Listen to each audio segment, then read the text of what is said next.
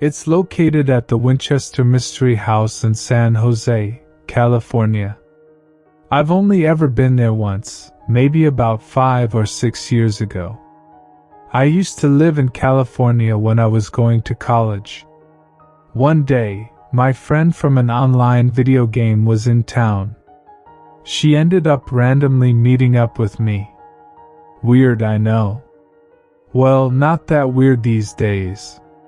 What is weird, though, is what ended up happening to her when we arrived. If you haven't heard of the Winchester Mystery House, it's as simple as this. A woman bought a country estate in 1886, after her closest family members died, and legend has it, she couldn't stop building for fear she would die too. That's right. She built a bunch of wacky rooms, supposedly to confuse the spirits, so they wouldn't be able to find her, and of course, the whole town mocked her for her irrational fears. Anyways, I haven't been able to find a single post about this happening to anyone else. I need to find out any information I can about the door to nowhere. It was a hot, sunny day in Seaside, California. I was on my way to work. I hated my job. I was a barista at a bougie cafe in Carmel Valley. Traffic was bad and I was at a stoplight for what felt like 5 minutes when I got a call from a random number. I almost didn't pick up, but decided fuck it. Click hello? A bubbly voice picked up, "Hey dude. Sorry, I got a new phone." It was my friend Chris, the online friend I was talking about. She went on. So I was driving and just passed a sign that said "Welcome to Seaside." "Aren't you from Seaside?" Boom. That was it. That's all I needed to hear. I had been looking for a reason to quit my job all week. Plus, there was no way I was going to miss out on possibly the only real opportunity to see my free-spirited friend from Maple Story. She was like my older sister growing up. She texted me a couple of weeks ago saying she was going on a road trip and might be passing through soon. It wasn't for sure, but I had a good feeling. "Oh my gosh, I'm in," I said. "Yes, where you at? I'll come scoop you." She sounded so stoked. "Give me like 10 minutes. I'm on my way back, I'll send you the addy." I didn't tell her about my job. It just wasn't a good time. I couldn't ruin today with sour news, so I pulled a UE and headed back home. When I got there, she was already waiting for me. I looked down at my outfit and realized I was still wearing my name tag. I quickly ripped it off and hid it in my center console, then I looked up and smiled with a casual wave. Super inconspicuous. We hugged and she told me to jump in. "We're going on an adventure, but it's a secret," she said. "To San Jose?" Aye, Captain." I saluted her, and we took off. We were both pretty elated just to be with each other in person for the first time, so, in turn, we talked a lot about life and our future plans. When we were about 5 minutes away, she finally started sharing about where the heck we were even going. After getting into the details, she finally got to the juice.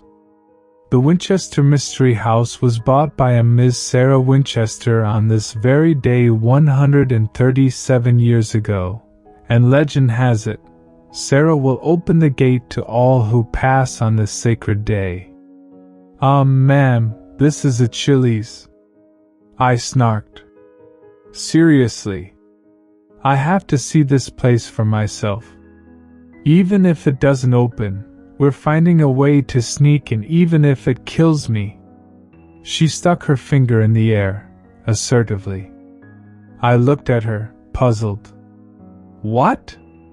Sneaking in?" I was shook. "We have to. You don't understand. This is the only day every year they aren't open, she said. Isn't that suspicious? Well, what if they're in there celebrating with the staff or something? Don't they give tours there? I was concerned. Relax. If we see any cars, we'll leave. Oh, look, speak of the devil, we're here. We pulled into a fancy gated driveway with a beautiful, scenic property. Well, it's closed. Would you look at that? I was uneasy. I wish she would have told me all of this like 5 minutes into the drive, not 5 minutes out from our destination. She got out and asked mockingly, "Do we have to say the magic words?" I laughed. Get in? This is ridiculous. Open sesame. She laughed. And just like that, the gate opened, no hesitation, like something heard her words. We stared at each other for a second, while the doors slowly creaked open. It was kind of unsettling actually. Like we both knew something was off. Shit. She whispered as she jumped back in the driver's seat and grabbed the clutch. She eased in through the gate. We drove for about 30 seconds until we reached the front entrance. This place looked and felt disarming. It was like there was someone watching us. Or something. What if they have cameras? I asked. Oh, shush. The gate opened. We're just here for a tour. She smirked. I can't believe you dragged me into this. I mumbled as we climbed out of the car. Relax. We're young and dumb. It's fine. She reassured me. We both walked up to the front door together and found it was locked. I looked at her again, uncertainly. You check that door, she pointed at a nearby entryway. And I'll check the one by the garden over there. She pointed. I nodded and marched over to the left entrance. This place was pretty big, so it took me about a minute to get to the other door. I looked behind me and Chris was still on her way to the garden as well, but it looked as if some faint light was following her. I can't really describe it as anything else. It was like an orb. Just then it started raining. It felt like a funeral day. I got this overwhelming feeling that something was wrong, but I kept on, knowing very well I was probably just causing myself man-made anxiety. I finally got to the door. It was locked. I shrugged and turned to walk away, but just then, it inched open. I thought maybe I just hadn't turned it hard enough the first time. I called out to Chris 3 or 4 times, but she didn't answer, so I decided to try to run around the inside of the courtyard to unlock the door from the other side of the garden and let her in. It was such a long walk to go get her, and then come all the way back around, so I just thought, why not? I entered the courtyard and it was absolutely gorgeous. There was a garden with fresh flowers and the property was massive. I wondered how many rooms had been built here. I raced to the other side of the property by the garden and didn't see Chris. I assumed she tried walking back to the car, so I unlocked the door and peeked out, but I didn't see her. I started getting worried, so I turned around to see if she had come in through my door, but no luck. I thought back to that orb. What was that?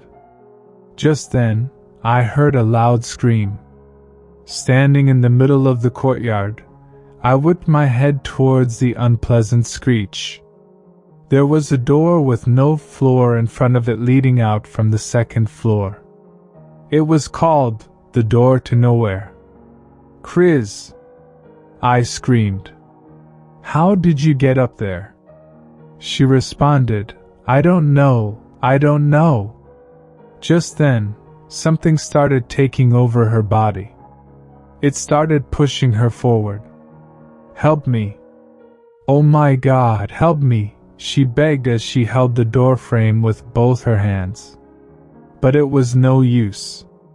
The force threw her body down off the balcony.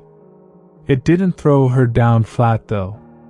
It literally flipped her body upside down. When she landed, a loud crack echoed through the courtyard. I screamed. Panicking, I ran to her body, absolutely shaking. Slipping in the mud, I fell right in front of her. I flipped her face up. Her eyes were rolled back in her head, and she was not breathing. I looked around me, afraid of what might happen next. Just then, her head rolled back almost completely, and she muttered, "Get out." But it wasn't her voice. I screamed, picking myself up out of the mud, and sprinting towards the door I initially came in. I whipped it open and ran through. The car was still parked where we left it, so I booked it to the driver's side and hopped in. I went to start the car, and it was just then that I realized she had the keys. Boom, boom, boom, there was a knock at my window. It was her. She was alive and looked completely normal. I couldn't believe it. Naturally, I screamed. "You trying to leave without me?" she asked through the glass. I screamed again. She opened the door as I peeled backwards into the other seat. "Hey, relax. Is everything okay? You look like you've just seen a ghost." She laughed. "Did you find a way in?" "What do you mean? How are you still alive?" I stammered. "Alive? Dude, we just went to the other gate, came back, and you sat down in my seat. Are you okay?" She looked concerned. I pulled myself together and wondered if I may have cooked that whole situation up in my head. No, it was too real. There's no way. "Get in. Hurry. We have to go." I rushed. All right, already. I'm coming." She slid into the car and we turned around to leave. She turned the radio on. "Let's just listen to some music and calm down, shall we?" "Yeah, that sounds good, I replied, but was interrupted by the radio going static and a bunch of white noise coming through. "The gate!" I yelled.